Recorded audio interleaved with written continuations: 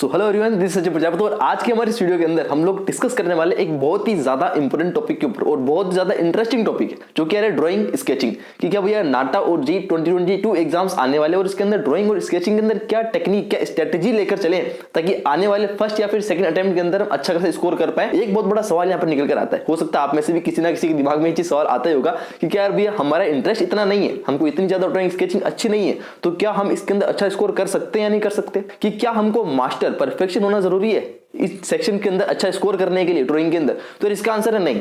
अगर आपको एक चीज पता है कि ड्राइंग करनी कैसे, आपको ये पता है कि ड्राइंग के किस किस टाइप के क्वेश्चंस है नाटा या फिर जेई पूछता जा रहा है, क्या उनका एक लेवल एक ट्रेंड चल रहा है, किस टाइप के क्वेश्चंस आ रहे हैं, कैसे उनको क्वेश्चंस को करना है, क्या उनके पीछे की टेक्निक है, हमारी प्रैक्टिस कितनी है, वो डिपेंड करेगा कि आपका स्कोर इस सेक्शन के अंदर कितना ऊपर जाएगा और कितना नीचे जाएगा। तो स्टार्ट करते हैं आज की इस वीडियो की। मैं बात कर रहा हूं आज की इस वीडियो के अंदर कि कौन कौन से टॉपिक हमारे पास आते हैं, मतलब जनरली जो मैंने लास्ट ईयर के बीच जो पेपर देखे हैं उसके अंदर क्या क्या एक ट्रेंड चलता आ रहा है, किस किस टाइप के क्वेश्चन जेई पूछ रहा है या फिर कौन सा टॉपिक से वो ज्यादा पूछ रहा है, वो भी आज की वीडियो के अंदर डिस्कस करने वाला है। ठीक है, कुछ चार टाइप मैंने यहाँ लिख रही है, उसके अंदर एक एक करके हम बात करते हैं और इसके बाद वीडियो के लास्ट में आपको बताऊंगा कौन कौन सी बुक्स हमको पढ़नी है, स्टडी मटेरियल क्या हमारा रहने वाला है और पीवाईक्यूज प्रीवियस ईयर क्वेश्चन हमारे कैसे क्या करना है। ठीक है, तो शुरुआत करते हैं वीडियो की, बहुत ज्यादा इंपॉर्टेंट वीडियो को लास्ट तक बने रहेंगे और एक स्ट्रेटेजी पूरी एक रोड मैप डिस्कस करते हैं कि क्या रोड मैप रहने वाला है। तो पहले बात करते हैं प्रपोर्शन या फिर स्केल। आपकी कंप्यूटर स्क्रीन के ऊपर आपको एक इमेज दे दी जाएगी और आपको बोला होगा कि इस इमेज को आपको सेम प्रोपोर्शन या फिर सेम स्केल के अंदर एज इट इज आपकी शीट के अंदर बनाना है।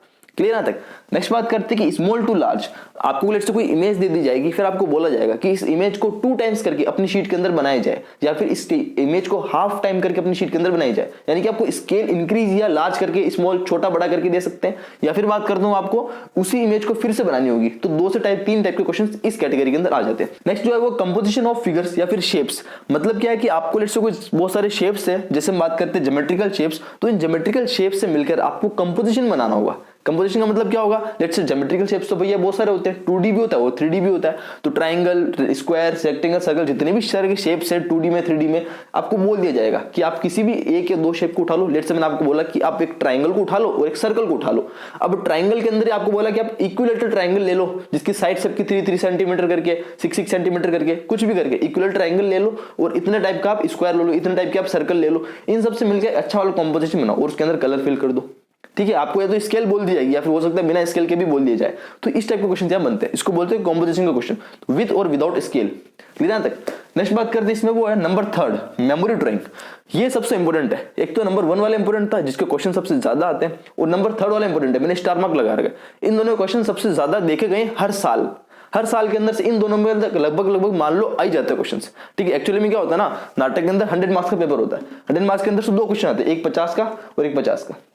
50-50 के 2 क्वेश्चन आते हैं। इस 50-50 के 2 क्वेश्चंस के अंदर हमको टोटल मिलाकर 1 आवर 1 घंटा मिलता है काम करने के लिए। इस 1 घंटे के अंदर हमको मतलब अप्रोक्सीमेटली बात करूं तो 1 घंटे के अंदर 50-50 के अंदर आधा घंटे के अंदर एक स्केच बना सकते हैं। क्लियर है। तो इसके अंदर हमारे को क्या होता है कि ये दोनों के अंदर से कुल मिलाकर 4 क्वेश्चन आते हैं, तो 2 क्वेश्चन के बीच में एक और लगा होता है और हमको 2 में से एक क्वेश्चन अटेम्प्ट करना होता है, और सेकंड वाले के अंदर भी और लगा होता है, उसके अंदर से हमको एक क्वेश्चन अटेम्प्ट करना होता है। ठीक है। नेक्स्ट नंबर 3 जो है वो है मेमोरी ड्राइंग। क्या करते हैं इसके अंदर, जब मैं बात करता हूं मेमोरी ड्राइंग की, तो यहाँ पर सबसे पहला वर्ड आता है वो है क्या, ऑब्जर्वेशन स्किल। मेमोरी ड्राइंग का मतलब क्या होता है, हमारी ऑब्जर्वेशन स्किल बहुत अच्छी होनी चाहिए, मतलब हमको ऑब्जर्व करना होना चाहिए चीजों को। जैसे हम बात करते हैं, यहाँ पर पहला वर्ड लेना चाहूंगा वो है लाइव सीन। लाइव मतलब समझ लो, लेट्स से मैं कहीं गार्डन में घूमने गया। अब मैं गार्डन में घूमने जाते तो हम देखते हैं यार गार्डन के अंदर क्या क्या चीजें हैं, कहाँ पर पानी पीने का वो सुविधा लगा रही है, कहाँ पर टॉयलेट्स वगैरह है, कहाँ पर गार्डन के अंदर सीटिंग्स वगैरह दे रखी है, कहाँ पर फाउंटेन है, कहाँ पर बच्चे खेल रहे हैं, कहाँ पर बड़े घूम रहे हैं, कौन क्या कर रहा है, वो सब चीजें तो हमारी ऑब्जर्वेशन स्किल्स है। ये एक लाइव सीन क्रिएशन जो इसको बोलते हैं, ये यहाँ पर मेमोरी ड्राइंग के अंदर आ जाता है। ठीक है। नेक्स्ट बात करते हैं, इस इंक्लूड्स ह्यूमन फिगर। अब मैं बात कर रहा हूं, जैसे मैंने बोला मैं गार्डन के अंदर एंटर हुआ, तो एंटर होने के बाद मुझे बच्चे भी खेलते दिखाई दे रहे हैं, बड़े भी दिख रहे हैं, यानी कि इसमें ह्यूमन फिगर भी इंक्लूड हो गया। यानी कि इसके अंदर इंपॉर्टेंट क्यों, क्योंकि इसके अंदर 3 से 4 कॉन्सेप्ट एक साथ लग जा रहे हैं। एक तो ह्यूमन, एक तो लाइव सीन भी आ गया, ठीक है, एक ह्यूमन फिगर भी इंक्लूड हो गए। नेक्स्ट बात करते हैं इंक्लूड पर्सपेक्टिव। पर्सपेक्टिव मतलब समझ तो क्या होता है, लेट्स से मैंने बोला कि मैं गार्डन में गया, गार्डन में जाते तो जो फुटपाथ होती है वॉक थ्रू, तो उसके अंदर क्या होता है, जैसे जहां पर हम खड़े होकर देखता हूं तो वहां से तो वो चीज हमको बड़ा दिखता है, लेकिन जब सीधे सीधे जाता है तो वो चीज छोटी छोटी हो जाती है। कोई चीज सीधी जाएगी तो वो क्या की एकदम से पास हो जाती है, ताकि उनको दूर दिखती है, लंबी सी दिखती है, और वहां की जो ऑब्जेक्ट है सामने की, वो ऑब्जेक्ट छोटे होते हैं, हमारे पास वाले ऑब्जेक्ट क्या बड़े होते हैं। इसको बोलते हैं पर्सपेक्टिव। अपने पास से बड़ा और सामने जाते जाते छोटा हो जाता है। इसको बोलते हैं 1 पॉइंट पर्सपेक्टिव। ऐसे करके 1 point perspective, 2 point, 3 point, 4 point ऐसे करके, तो ऐसे करके पर्सपेक्टिव भी यहाँ पे इंक्लूड हो जाते हैं। लेकिन नाटा में एक सब्जेक्टिव क्वेश्चन दे दिया था पर्सपेक्टिव का।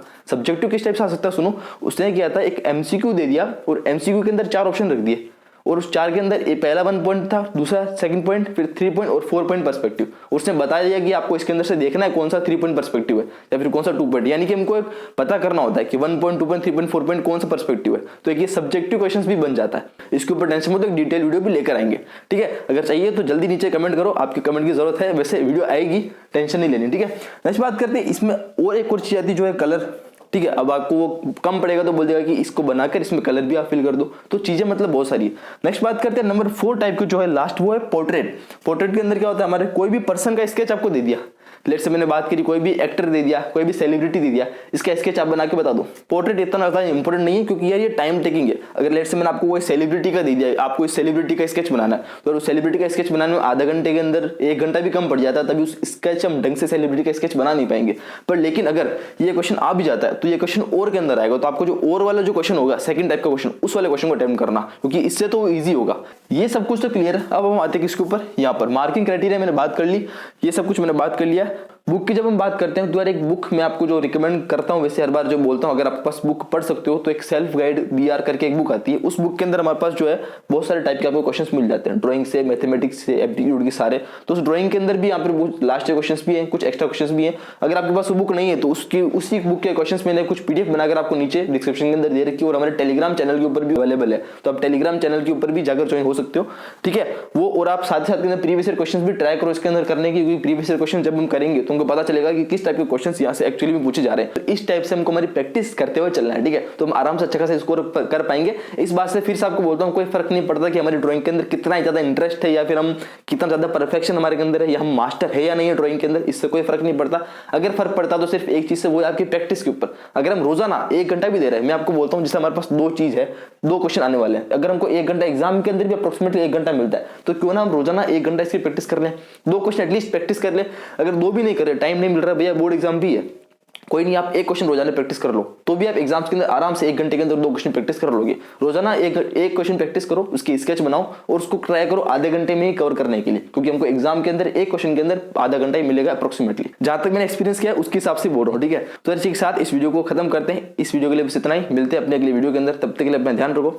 जय हिंद, वंदे मातरम।